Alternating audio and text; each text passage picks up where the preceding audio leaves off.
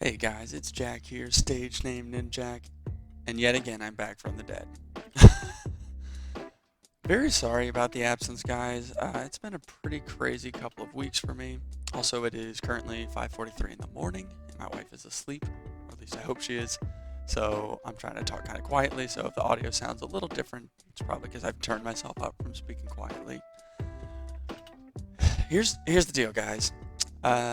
2 weeks ago, my wife was really sick one night. We were up all night. It was really bad.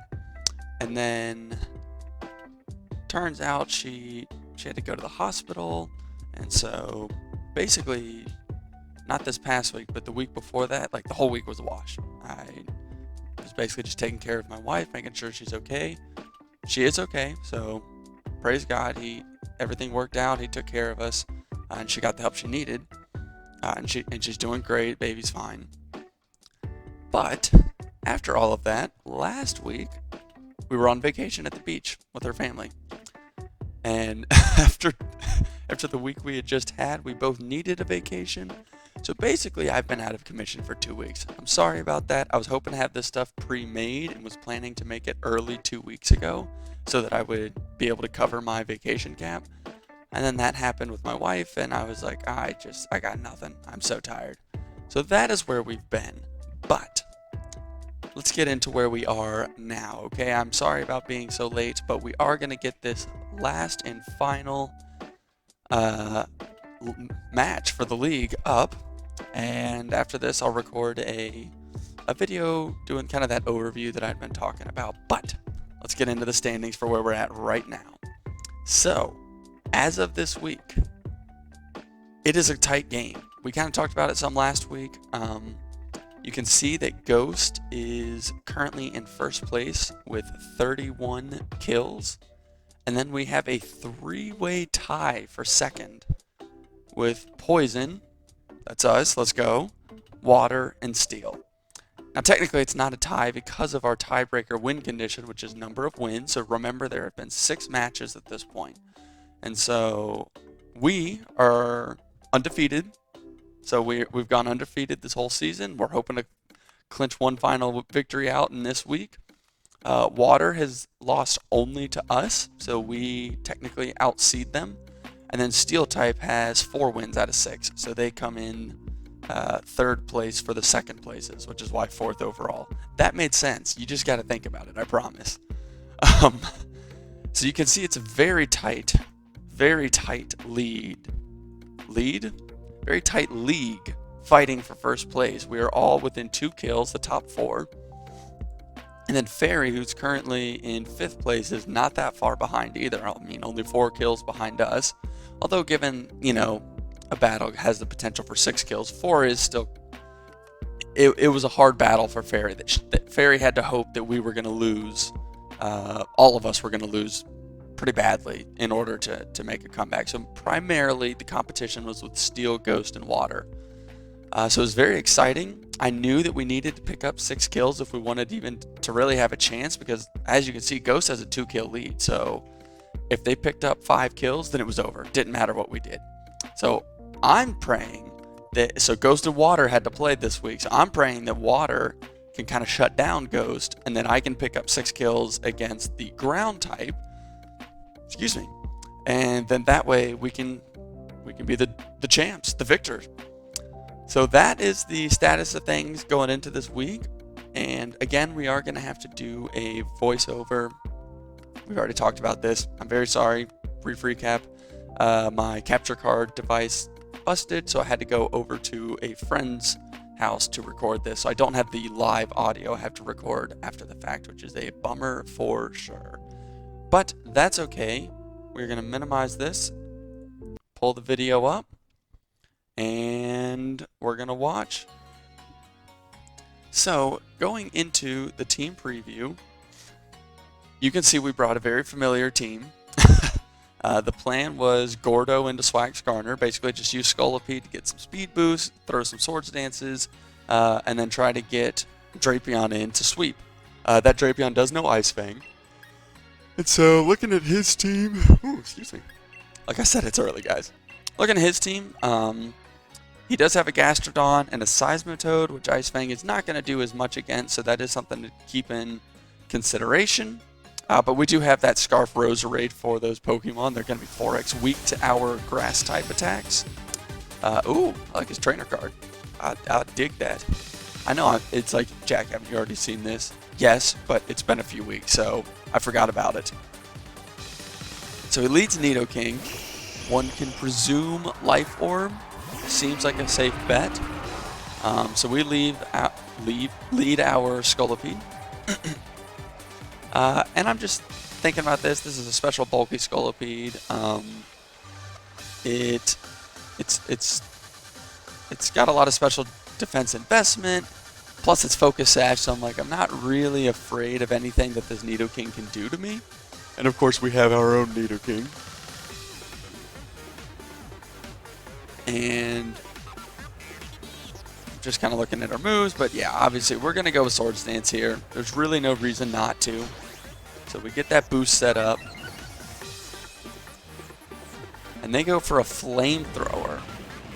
And so I'm like, okay, we should be okay. It doesn't proc Sash, but boy does it come close. And what's funny is in the moment, guys, I was actually like, please no burn, please no burn, please no burn.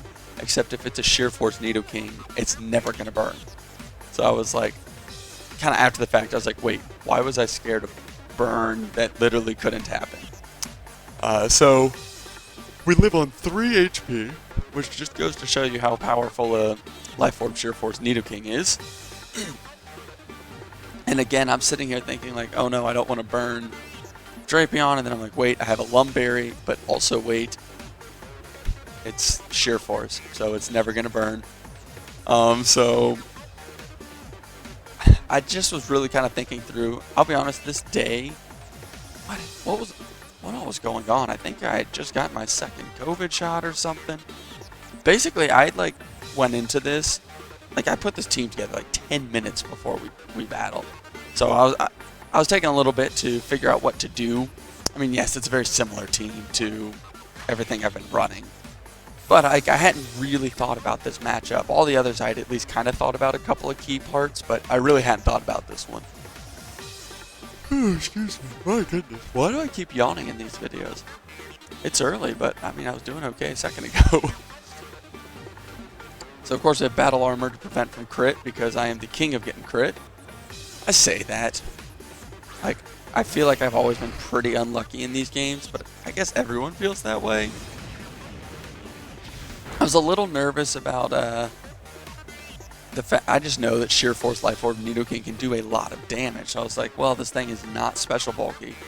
But obviously he eats that up because it's not super effective, and he didn't use something like Earth Power. That would have been the big issue, is if he Earth Powered. But I'm looking at it going, yeah, but you don't Earth Power into a Scolipede, do you?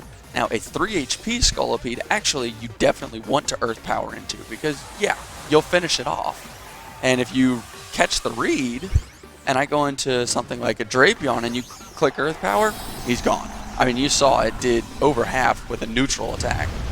A non-stab neutral attack, mind you. So Earth Power would have ruined me, but thankfully that is not what we see come out. So we go ahead and drop a Max Quake here because I had no reason not to. It covered for a potential Gastrodon swap in. It boosts my special defense, which, you know, could potentially come in handy. Of course, Drapion's not really meant to take stuff on. Oh boy. Did y'all like that? Is that smooth? So I actually make my monitors white, my background pure white, to add light, and then I just realized that my OBS was covering it. So I minimized it so that hopefully you guys can see me a little better, and it minimized everything. So I'm so good at this. I am so good at this. So this sent out Stunfisk, which is a ground steel type, but it has a move Snap Trap, which honestly I don't know a ton about. I think it holds you in the battle. It's a grass type move, which is kind of weird since it's steel. You know, it's a steel ground type Pokemon, and its signature move is grass type. I don't follow that. So here again, I'm just going to click Max Quake again because it's super effective. So it's boosting my special defense, and I don't really want to set Hail until I have to. because that hail is going to start chipping away at me, and I just don't really want that. And again, I don't know if they're going to swap into like a Gastrodon or a Seismitoad trying to read Ice Fang, but I haven't actually revealed Ice Fang yet, if you've noticed. They have only seen ground-type attacks. So they go Zygarde, and I'm sitting here thinking, why would you go Zygarde here? Like, I 4x just one-shot. Then I realized my opponent hasn't seen Max Hail, and because I don't think they watch my videos, which is fine, they just didn't know that I had Ice Fang on Drapion. So we do pick up the kill here. I mean, 4x effective plus 2 attack, you know it. There's that hail chip, which it doesn't really matter, but I just didn't want to risk it basically, or allow myself to get chipped down in case he had like an Ice Shard Mamoswine. I wanted to be as healthy as possible going into that. So we power down here, and we picked up 3 kills, which is fantastic. I have a tendency to just check my team a lot. I don't know why I do that. But obviously my strongest move here is going to be knockoff because it's stab and it has a bonus because presumably my opponent has an item. And yeah. Now I don't know if you yeah, so there it is. My opponent has Shell Bell, which is really interesting. They didn't even have Ice Shard, or at least they didn't click it. So they were looking to heal up off of their attacks a little bit, which is pretty unique. But we do one shot with a effectively 2.25x knockoff. And so I'm just going to click it again, and we get it off, and boom. Drapion just starts taking names. And it is a leftovers Seismitoad. And actually, I was talking to my opponent after the match. That Seismitoad... Ooh, excuse me. That Seismitoad actually had Swift Swim and was attempting to set Rain Dance, which was interesting. So here I'm expecting Dynamax, and I'm like, we probably don't one-shot through Max, but they don't Dynamax. I think my opponent was a bit discouraged at how it had gone. They do have a Focus Sash, so they get Rock Tomb off, but now we have Hail up, and so the Focus Sash obviously is not going to save the Gastrodon.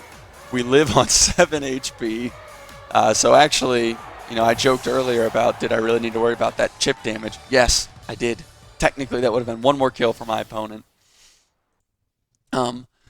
So yeah, my opponent told me afterwards that the Seismitoad was attempting to click Rain Dance so that they could get Swift Swim, and then they were going to Dynamax, which I understand the logic there because they knew that I had a speed boost, but if they could double their speed, they could probably outspeed.